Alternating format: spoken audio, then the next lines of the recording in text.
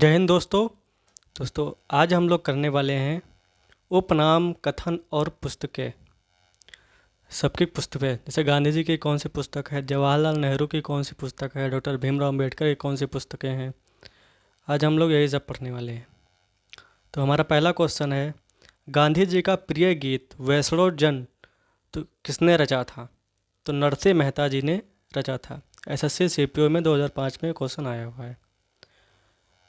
गांधी जी का प्रिय गीत वैष्णव जन तो प्रसिद्ध गुरुजात्री कवि नरसिंह मेहता द्वारा रचा गया था।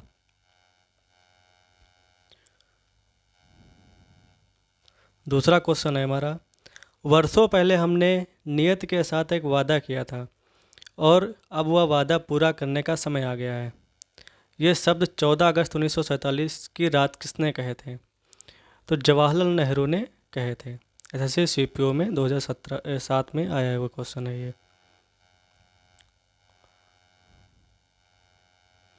हमारा तीसरा क्वेश्चन है, the Indian war of independence नामक पुस्तक कौन कौन लेखक थे? तो बी डी सावरकर जी थे। एसएससी 2010 में क्वेश्चन आया हुआ है। हमारा चौथा क्वेश्चन है, किसने कहा था स्वाद का वास्तविक स्थान जिन्ना नहीं बल्कि मन है? महात्मा गांधी। ये कथन गांधी जी से संबंधित है। हमारा पांचवा क्वेश्चन है, ये विचार किसने विकसित किया था कि साधन ही उद्देश्यों का औचित्य बनाते हैं? तो महात्मा गांधी जी ने। हमारा छठा क्वेश्चन है, किसने कहा था सत्य परम तत्व है और वह ईश्वर है? तो मोहम्मद के गांधी ने। सत्य परम तत्व है और वह ईश्वर है, यह कथन महात्मा गांधी का है। भारत कोकिला किसे कहते हैं? तो भारत की कोकिला सरोजिनी नायडू जी को कहते हैं।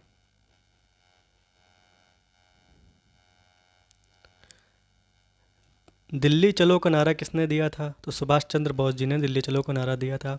दिल्ली चलो नारा सुभाष चंद्र बोस ने दिया था 21 अक्टूबर 1943। सुभाष चंद्र बोस ने आज़ाद हिंद फौज के सर्वोच्च सेनापति हैं। हैसियत से सिंगापुर के स्वतंत्र भारत के अस्थायी सरकार की स्थापना की और यहीं दिल्ली चलो का नारा दिया। किसे भारतीय बिस्मार्क के रूप में जाना जाता है? तो भारतीय बिस्मार्क के नाम से वल्लभ भाई पटेल जी को जाना जाता है। जिस प्रकार बिस्मार्क द्वारा जर्मनी का एकीकरण किया गया था, उसी प्रकार सरदार वल्लभ भाई पटेल द्वारा भारतीय रियासतों का भारत में सम्मिलन किए जाने के कारण उन्हें भारतीय बिस्मार्क के रूप में जाना जाता है। हमारा 10वां क्वेश्चन है, निम्नलिखित कांग्रेसी नेताओं में किसको महान बुद्ध पुरुष कहा जाता था? तो दादा भाई नौरोजी जो थे उनको महान बुद्ध पुरुष कहा जाता, वृद्ध पुरुष कहा जाता था। दादा भाई नौरोजी को महान वृद्ध पुरुष, grand old man of India कहा जाता है। ये प्रथम भारतीय थे जिन्हें ब्रिटेन हाउस ऑफ कॉमन्स का सदस्य चुना गया। इन्होंने ही सर्वप्रथम भारत में राष्ट्रीय आय के आंकड़ों की गणना करने का प्रयास किया। इन्होंने जुलाई में रमुनमाई मजदयासन सभा तथा ईस्ट इंडिया एसोसिएशन की स्थापना की।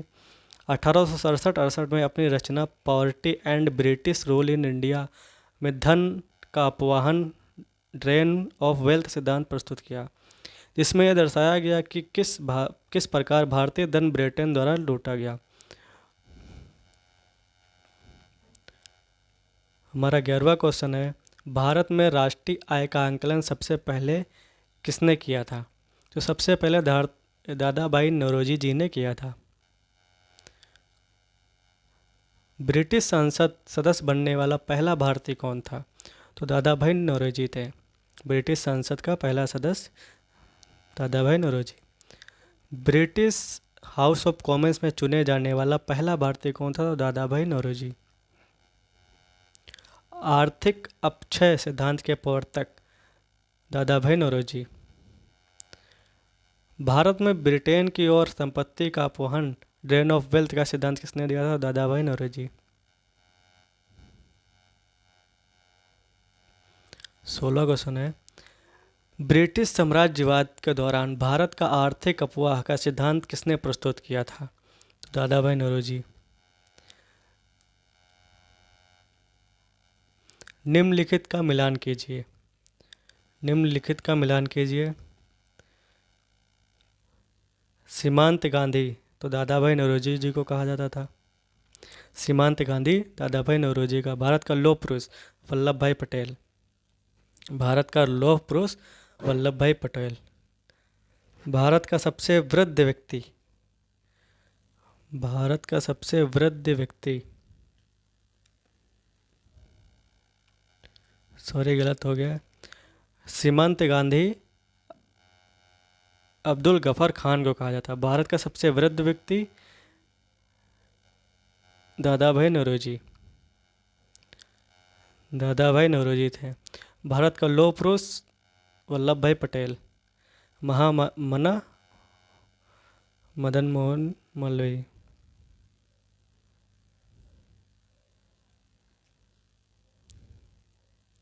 तो ये हमारा बी क्वेश्चन सही हो जाएगा। ए का 5वां, बी का 3रा, सी का पहला और डी का भारत का लौह पुरुष वल्लभ भाई पटेल।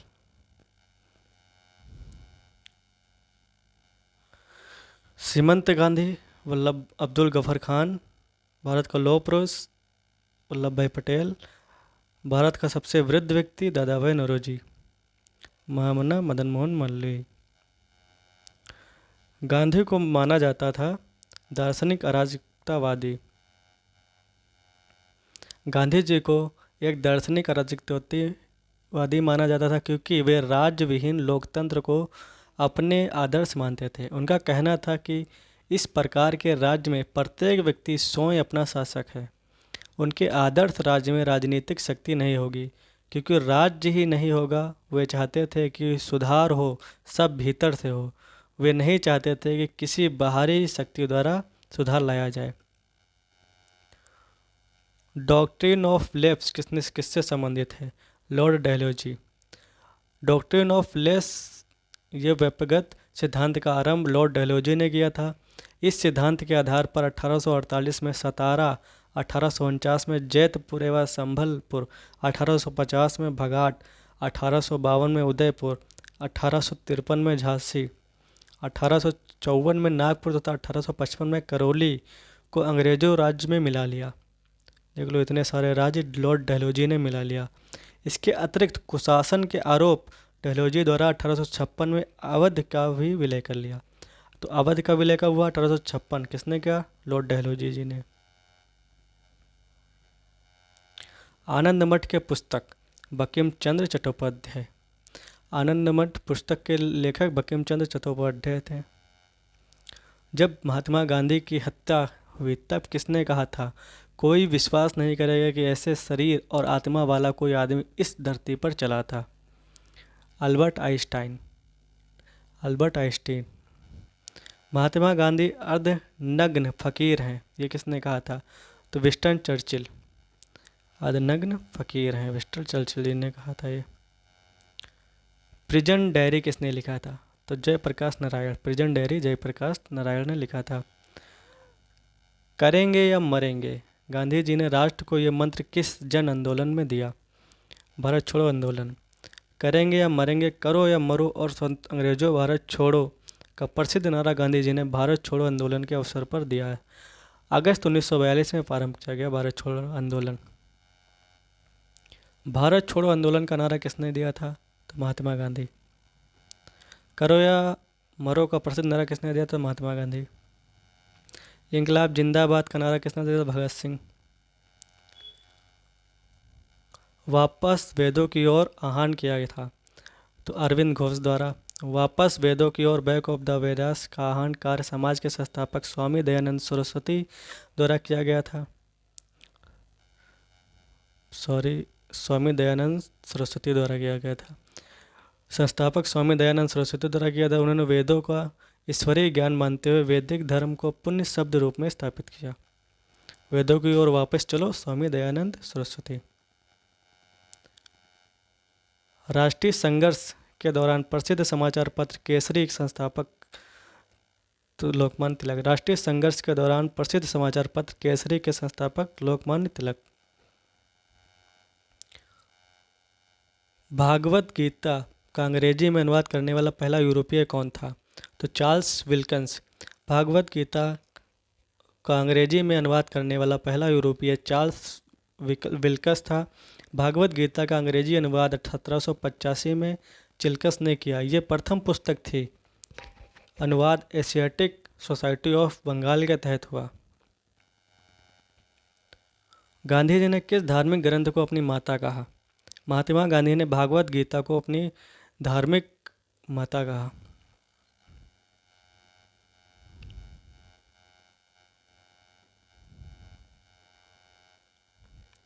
प्रसिद्ध क्रांतिकारी गीत सरफरोशी की तमन्ना अब हमारे दिल में है की रचना राम प्रसिद्ध बिस्मिल द्वारा हुई थी।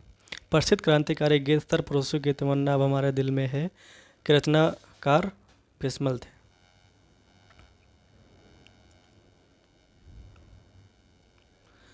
दयानंद सरस्वती। तो वेदों की ओर वापस चलो। दयानंद सरस्वती ब्रह्म समाज, प्रार्थना समाज। सैयद अहमद खान अलीगढ़ आंदोलन से संबंधित थे। आत्माराम पडुरंग जो थे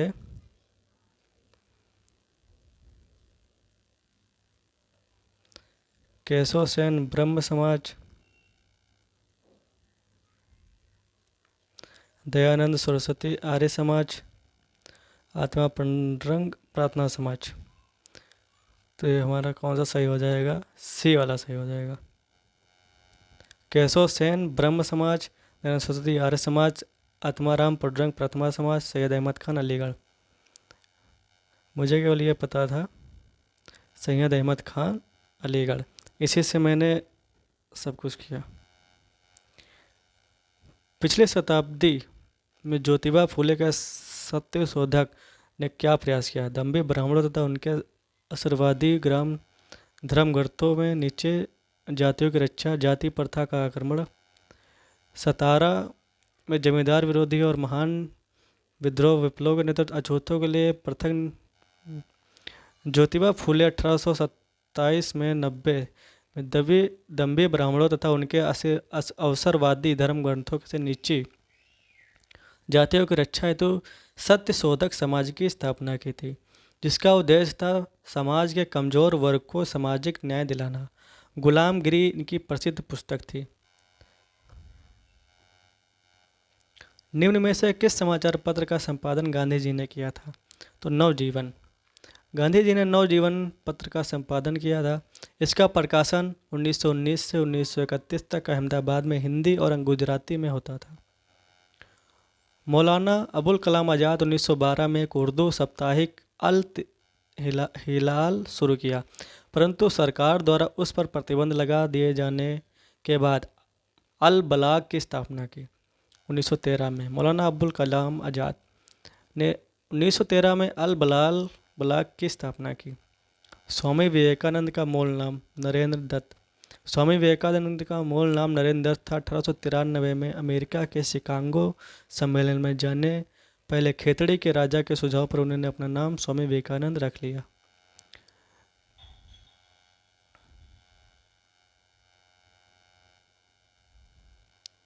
चित्तरंजन दास को देशबंधु कहा जाता है।